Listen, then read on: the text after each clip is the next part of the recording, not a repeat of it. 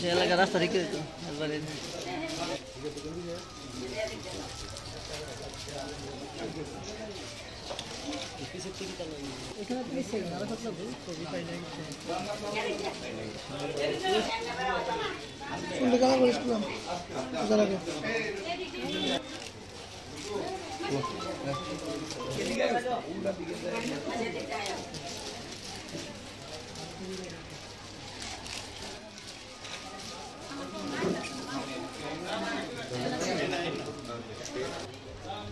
রামনগর বিধানসভা কেন্দ্রে আমরা বিভিন্ন মা বোনদের বস্ত্র উপহার দেওয়া হচ্ছে।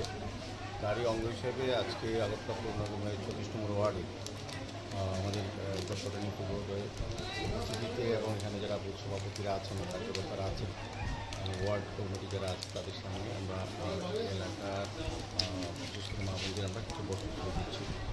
এটা সারা রামনগর বিধানসভা কেন্দ্রে আজকে 35 এবং 36 নম্বর ওয়ার্ড এবং পরবর্তী সময় 35 নম্বর ওয়ার্ডও দেবো। প্রায় 5000 করে আমরা কাপড় তুলে দেওয়ার চেষ্টা করছি।